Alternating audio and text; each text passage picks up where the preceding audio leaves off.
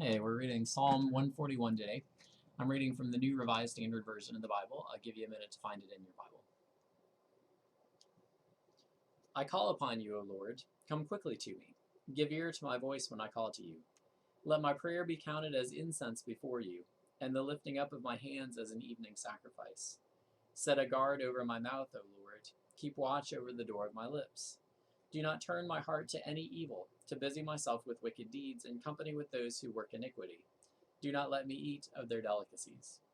Let the righteous strike me, let the faithful correct me.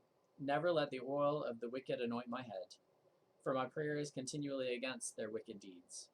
When they are given over to those who shall condemn them, then they shall learn that my words were pleasant. Like a rock that one breaks apart and shatters on the land, so shall their bones be strewn at the mouth of Sheol. But my eyes are turned toward you, O God, my Lord. In you I seek refuge. Do not leave me defenseless. Keep me from the trap that they have laid for me, and from the snares of the evildoers. Let the wicked fall into their own nets, while I alone escape.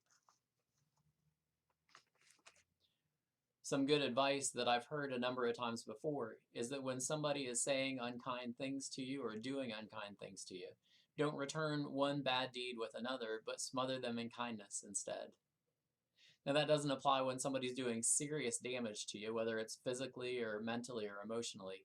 But it is good advice when you're dealing with those garden variety bullies or mean people. It sometimes works to defuse the situation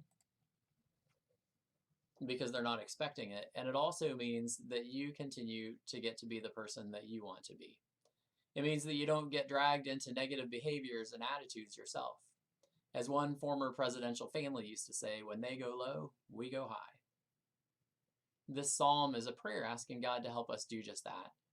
It has some great descriptions of folks who want to drag us into bad actions and mindsets. It calls them people who eat of the delicacies of iniquity and people who anoint with the oil of wickedness. And it asks God, don't let me eat of their delicacies. Never let the oil of the wicked anoint my head. Instead, it asks God to help us keep watch over the words that come from our lips and keep out of the snare of meeting wrong with wrong and unrighteousness with unrighteousness.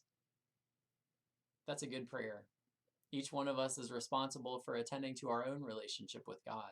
What someone else does might affect us, but our response to what they do is up to us. My mom used to tell me, don't do anything your mother wouldn't be proud to know you'd done. Maybe this psalm is God telling us much the same thing.